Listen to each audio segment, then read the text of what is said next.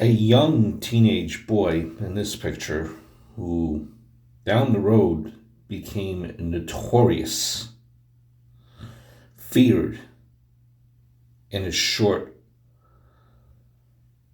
span in which he lived, died relatively young. And that's Al Capone. 95 Navy Street, where he grew up. We were approaching a building on the right-hand side. That's what stands there now. Park Slope, Brooklyn. A lot different than when Al Capone was growing up. This is one of Al Capone's homes that he did live in for a short period of time. Here is another home that Al Capone did live on, followed by yet another home that he lived on. All in Park Slope, all on Garfield Place. This is actually his elementary school. PS7. And then PS 133. Yes, Al Capone did have a history here in Park Slope, Brooklyn, before he became feared in Chicago. Let me tell you a little bit about Al Capone in Brooklyn.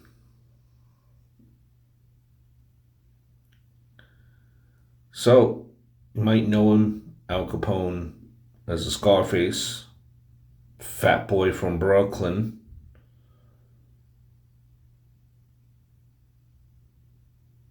His parents were Italian immigrants. His father was a barber and his mother was a seamstress.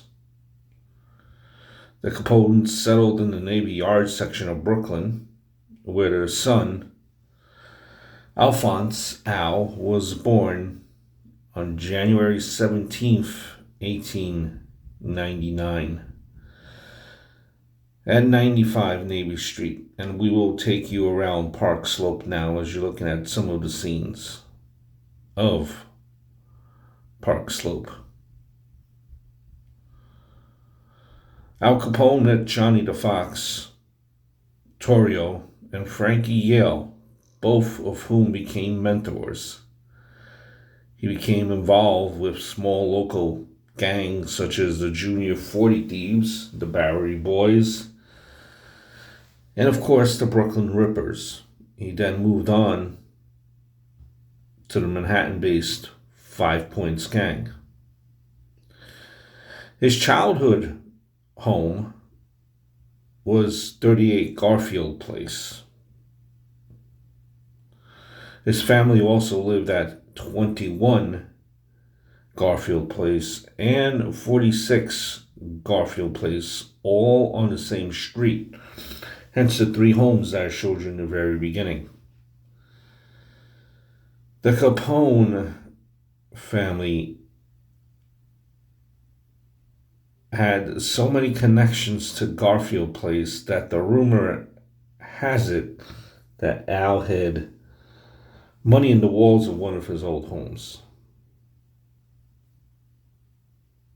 Modern day Park Slope here. Capone went to PS7 and then PS 133. He was a good student until the 6th grade, when his attendance and performance slipped. He was held back that year. And during that time, Al was hit by his teacher.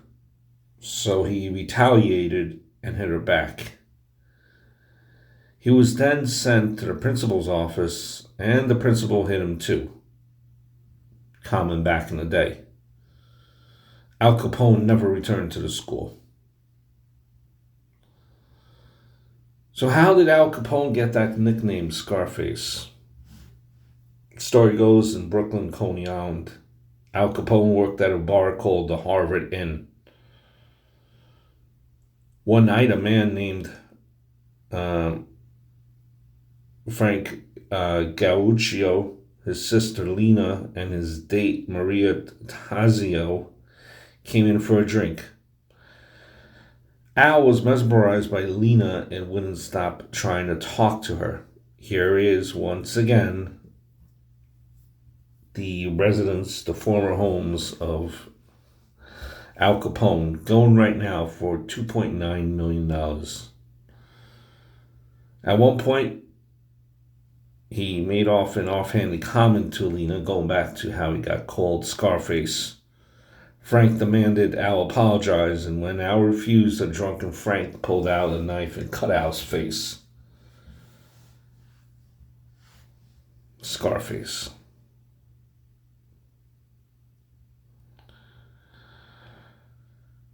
Al Capone was actually married here in Brooklyn too.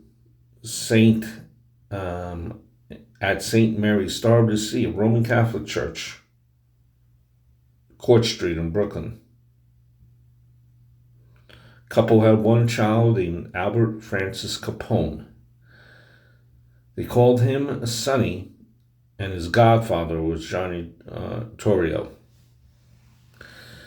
So we're back looking at the former residences of Al Capone.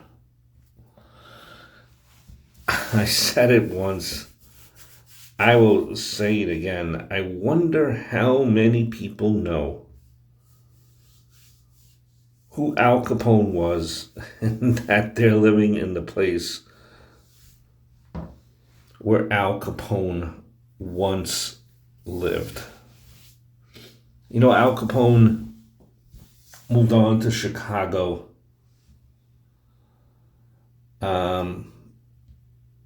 Kind of that's where he made his name, for another video for another time. But Al Capone, he eventually it was during the probation era.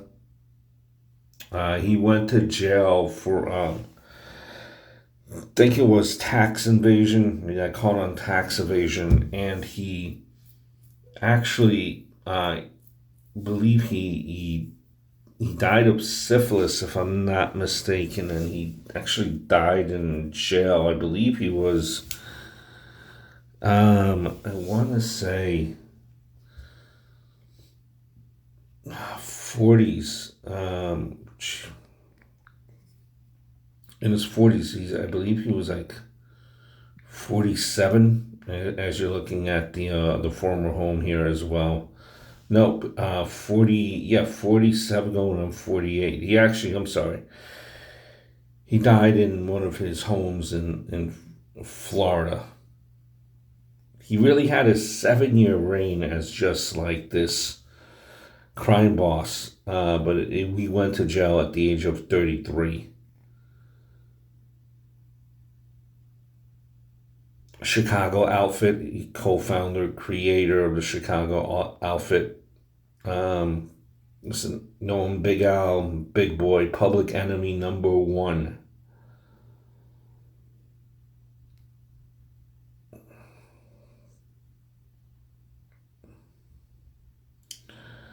Just a man to be feared.